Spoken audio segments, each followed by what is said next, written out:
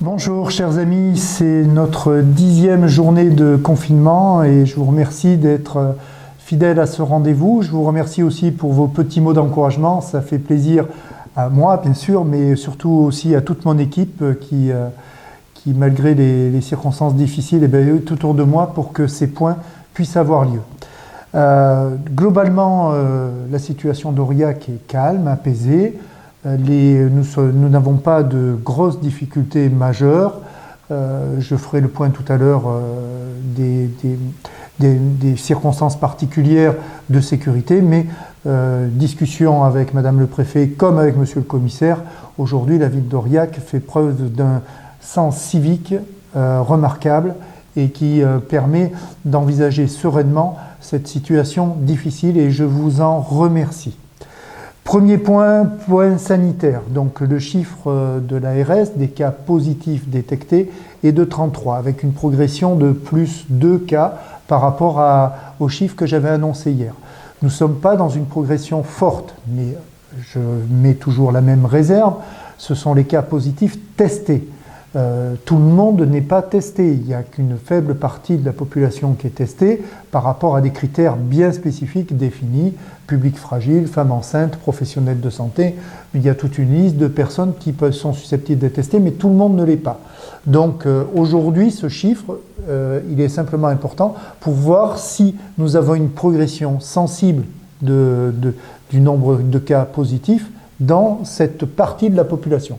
Et ce n'est pas le cas dans le Cantal, ce n'est pas le cas dans la Haute-Loire, ce n'est pas le cas dans l'Allier, alors qu'on voit que sur le Puy-de-Dôme, il y a une très forte progression. Le chiffre sensible, c'est le nombre de cas hospitalisés, qui sont soit en service de réanimation, soit sous assistance respiratoire ou pas. Nous sommes toujours au chiffre de 4, ce qui est aussi un élément important de communiquer. Ça veut dire concrètement que les règles de confinement, les règles de respect des distances entre les personnes, aujourd'hui fonctionnent. Elles permettent de diminuer le nombre de cas positifs et surtout de cas symptomatiques, de cas dangereux. Donc il faut continuer à respecter ces règles de confinement, donc rester chez soi, et quand on doit se déplacer, respecter les règles d'éloignement. C'est la base, c'est l'élément majeur de cette période de crise particulière, et c'est la meilleure prévention qu'on puisse réaliser. Donc un élément important, c'est une progression plutôt lente de l'épidémie sur notre territoire. Donc je tiens à le souligner parce que ça permet aussi de se rendre compte que les efforts que nous faisons les uns et les autres portent leurs fruits et que nous devons continuer sur cette lancée pour justement lutter contre cette épidémie. Le deuxième élément que je voulais vous dire, c'est un élément important, particulièrement pour les personnels soignants, les personnels des EHPAD, c'est que nous avons eu en début de semaine des distributions de masques et j'en parlais avec la directrice de l'ARS qui m'a confirmé que nous allions avoir des distributions chaque semaine de manière régulière. Donc pas d'inquiétude sur ces éléments-là, sur ces éléments de masques, puisque nous allons avoir un approvisionnement géré par l'ARS qui va se faire de manière régulière. Je ne sais pas encore le jour de la semaine, mais en tout cas, sachez que les services de santé veillent à ce que tous les établissements soient approvisionnés. Dernier élément, peut-être du point de vue sanitaire, c'est de dire qu'un travail se fait entre l'hôpital, Henri Mondor, et puis les services de soins de réadaptation avec les EHPAD. Donc il y a des concertations pour que les procédures, en cas de crise forte, soient rapidement mises en application. Donc sachez que tous ces personnels de santé qu'on remercie tous parce que c'est eux qui sont au front et en ligne directe, eh bien, font un travail remarquable et font un travail de préparation, de concertation, justement pour éviter le pire et pour continuer à avoir une situation sous contrôle dans notre territoire. C'est important de le dire, c'est important de le souligner et c'est important que nous, en réponse à ces personnes qui sont au front, nous ayons une attitude responsable de rester chez soi, de respecter les règles de confinement et bien sûr de respecter les règles d'éloignement quand on est amené à sortir. Sur la réglementation, un point rapide aussi, hier j'ai par erreur, et je m'en excuse encore, évoqué la possibilité d'avoir une attestation remplie pour la date et l'heure au crayon à papier. C'était une erreur. J'ai passé un démenti très rapidement. Il faut que ce soit à l'encre indélébile. Donc on va consommer beaucoup de papier malheureusement, hein, c'est toujours regrettable. Mais nous devons respecter les règles, et les règles, c'est l'encre indélébile. Pour les indépendants, j'ai été interpellé plusieurs fois aussi sur les indépendants, donc ils peuvent s'auto-signer une attestation avec le cachet de leur entreprise. Hein. J'ai vu avec le commissaire et avec ma responsable de la police municipale, l'attestation permanente est possible pour les indépendants. Il faut simplement qu'ils mettent le cachet de l'entreprise et qu'ils s'auto-signent, qu'ils se signent pour eux-mêmes l'attestation. La préfecture nous a informé que sur les contrôles techniques, puisque certaines personnes étaient inquiets par rapport à leur véhicule qui ne serait pas en conformité par rapport au délai de visite du contrôle technique.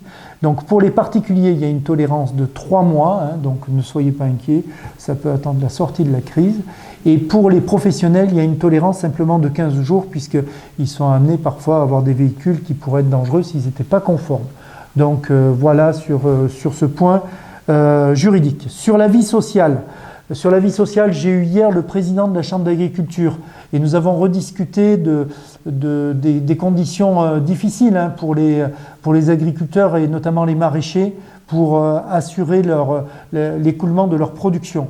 Donc pour le marché couvert, nous avons mis à disposition une liste avec numéro de téléphone et des producteurs qui s'engagent à faire les livraisons chez vous. Donc s'il vous plaît, ce serait très bien de les utiliser et de les solliciter. Je sais qu'il y a d'autres initiatives, notamment un dispositif Facebook qui s'est mis en place, un groupe qui s'est constitué justement pour aller vers les producteurs. C'est important d'avoir ce soutien citoyen, de les appeler, de ne pas hésiter à se faire livrer, peut-être regrouper les commandes, parce qu'on a besoin de nos producteurs et aujourd'hui, il faut être vigilant parce que c'est le tissu de proximité qui souffre le plus. Donc soyons tous ensemble engagés sur ce combat. La Chambre d'agriculture a mis à disposition aussi un numéro d'appel pour les agriculteurs et pour les producteurs. Donc c'est le 04 71 45 55 00. N'hésitez pas, agriculteurs ou producteurs, à l'utiliser pour pouvoir être sur les listes qu'ils produisent sur leur site internet de livraison à domicile. Enfin, le président Lescure me disait que les producteurs AOP fromage du Massif central souffraient beaucoup parce que malheureusement, dans cette situation de crise, on avait tendance à négliger les AOP et à prendre plutôt les produits laitiers qui sont emballés, empaquetés. Continuez à les prendre, c'est aussi un soutien. Ce n'est pas vecteur du Covid-19. Les contrôles sanitaires sont parfaitement réalisés, il n'y a pas de difficulté, mais c'est important qu'on soutienne nos producteurs locaux. Deuxième élément, sur les EHPAD de la ville d'Aurillac, pour la vie sociale, donc des tablettes et des téléphones vont être mis à disposition. Ils seront opérationnels cet après-midi. N'hésitez pas à appeler vos aînés, envoyer un petit message. En retour, vous aurez, j'espère, quelques photos de vos aînés. C'est important qu'ils sachent que vous les aimez toujours et que vous êtes toujours à leur côté. C'est le plus beau message qu'on peut faire parce que ces contextes de solitude et de difficulté accroît l'angoisse de l'isolement. Donc, un travail important et qu'il faut maintenir, que ce soit dans les EHPAD, mais que ce soit aussi sur les voisins solidaires. J'en discutais avec le commissaire, on a de très bons... on voit que la solidarité s'organise, donc c'est à l'honneur de tous les habitants de la ville ou du milieu rural, parce que dans vos messages, je vois que ça va au-delà de la ville d'Aurillac. Mais en tout cas, c'est important que ces solidarités locales s'organisent et surtout de ne pas laisser les personnes seules.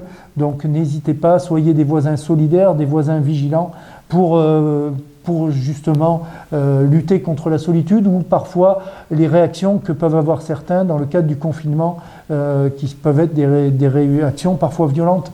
Donc le 17 sert à ça. Le 17, ça peut être aussi d'appeler pour des réactions qui ne vous semblent pas normales, mais ça fait partie de la vigilance que nous devons avoir les uns et les autres. Un dernier point sur le numéro solidaire, le 04 71 62 88 95, c'est le numéro qui est géré par le CCAS. Nous avons une 50aine de personnes qui se sont inscrites pour un appel régulier. N'hésitez pas, si vous êtes isolé, à l'utiliser. à vous inscrire sur ces listes. C'est important que tous les jours on vous appelle et qu'on puisse prendre de vos nouvelles, hein. Je me suis bien conscient que dans cet isolement, certains peuvent le vivre avec beaucoup d'angoisse, donc ce numéro solidaire sert à ça. Et puis nous avons encore une fois beaucoup de personnes qui veulent faire du bénévolat. Donc je rappelle qu'il y a le site qui doit apparaître en bandeau là sur la vidéo, le site gouvernemental de la réserve civique. C'est un très bon moyen de s'inscrire parce que les services de la préfecture nous transmettront en fonction des besoins des associations la liste des personnes qui se portent volontaires pour faire des services qui aujourd'hui malheureusement ne sont pas exprimés mais risquent de s'exprimer puisque le confinement est quand même appelé à durer plus d'1 mois. Voilà, remerciement général donc et un certain apaisement que je veux vous transmettre, vous dire que la situation est sous contrôle, que chacun fait son travail avec beaucoup de célérité, d'engagement, que tous les services de l'État, services de santé, services de sécurité, j'ai aussi un remerciement particulier pour la NEF qui se préoccupe des personnes très très fragiles de notre territoire et qui sont aussi en situation difficile. Donc je remercie tous ceux qui font ce travail-là, mais je vous remercie surtout vous, parce que c'est votre respect des consignes, c'est votre engagement, c'est votre respect aussi de la solidarité qui permet que cette crise se passe dans les meilleures conditions. Je sais que probablement nous avons encore des moments très difficiles à vivre, mais chaque fois que nous appliquons nos règles de sécurité, chaque fois que nous sommes solidaires, chaque fois que nous appelons les personnes qui sont seules, eh bien, nous faisons une œuvre citoyenne qui permettra quand même aux uns et aux autres de vivre dans de meilleures conditions cette situation difficile. Merci et puis à demain pour ceux qui le souhaitent.